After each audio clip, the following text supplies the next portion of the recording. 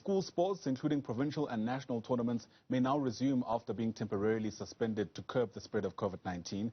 You remember back in March, government gazetted the lifting of the school sports ban for both school and club rugby. This has boosted the morale of pupils around the country as they prepare to return to the field following a full year in the form of a sabbatical, so to speak. While club rugby has already resumed, school rugby will resume sometime later this month. For more on this, let's bring in the chair of the South African Schools Rugby Union. That's Noel Ingle, who joins us now live from Cape Town. Thanks very much for your time, Noel. It's great to have you on the program. Perhaps let's take stock of how this past year has been. I mean, how has the halting of the sports affected things like the selection of players at provincial and national level? You know, it's been a very difficult time. I think it's been a difficult time for everyone. But sport plays such a critical role in schools, all sport.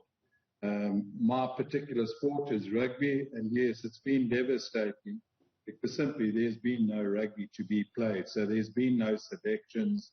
We haven't been able to see the boys and girls play. So it has been very problematic. But as you rightly said, on the 27th of March, we were given the go-ahead to return to contact rugby.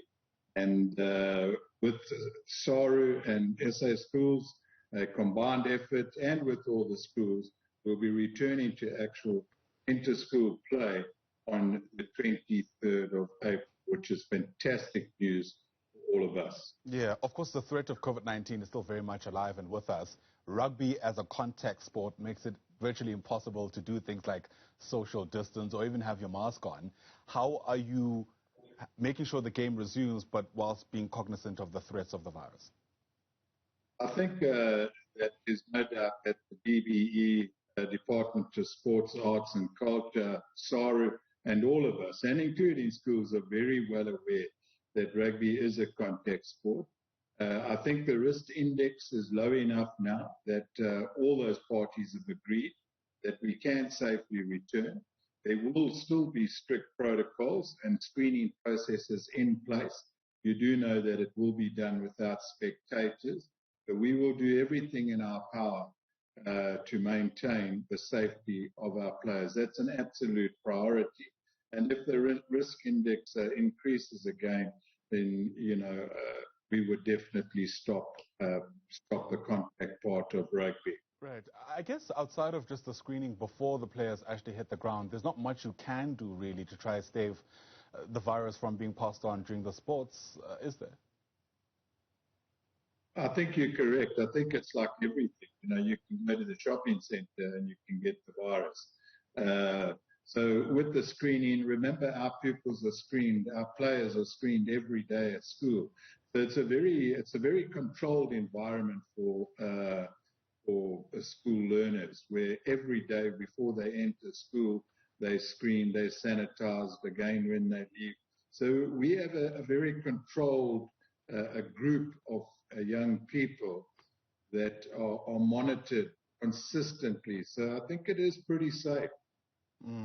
I wonder how parents are feeling about that. Are you seeing a sustained demand, if that's even the term to use, of players who are willing to go back because some of their parents are convinced that, you know, it is the right time and you're doing what you can to try and ensure that the virus doesn't spread? I think without an absolute doubt, you can see, I'm at a school and I can just see how since we've returned back to sport, whether it's been contact rugby or phys ed, that the well-being of the kids has increased and they are far happier. The other thing, what we do, most schools actually are asking permission from parents, because it is a parent's right and not to allow their child to play rugby if they still do feel that the risk is high. So I think all those returning to rugby would have the full blessing and backing of their parents or guardians. Noel, thanks very much for your time. Really appreciate your sharing your insights with us as we continue taking stock of how to live with COVID-19.